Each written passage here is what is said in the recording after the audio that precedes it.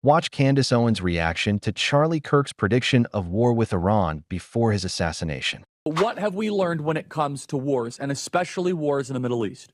What you draw up on a whiteboard rarely happens. What you think theoretically is going to occur, there might be unintended and unforeseen consequences, especially when you're talking about a country 2.5 times the size of Texas. It has 90 million people and was an ancient and great power with well over a dozen ethnic groups. Who's going to run the country exactly, Lindsey Graham? This sounds like Hillary Rodham Clinton in Libya.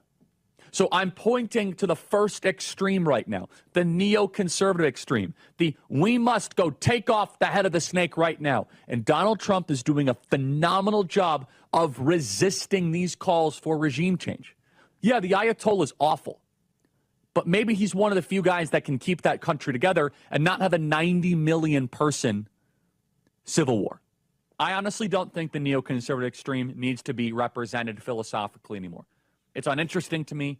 They've done a mess of Iraq, Afghanistan, Libya, the entire Middle East, Ukraine. We know what the neoconservatives believe. Despite us being able to clearly hear what Charlie felt about Iran, about the idea of regime change in Iran, his best friends, the amazing McCoy and, of course, wargaming Blake Neff, actually got into his studio and shared this. He also always did have trust with the president, and he would look for the bright side of things.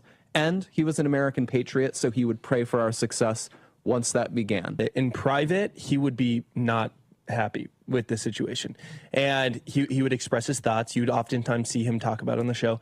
But then as soon as this would happen, he would have trust in the president. He would try to calm people down. And so it's really irritating for me to see so many people on social media have the opposite reaction, to use his voice to actually cause chaos, to actually cause fear of the situation, to actually cause hatred of President Trump in this whole ordeal, when actually that's not what he would want. It really is just amazing to watch it. It's shameless, like I said. After Operation Midnight Hammer, which was Trump agreeing on a limited strike on Iran's nuclear sites, we told you the truth back then.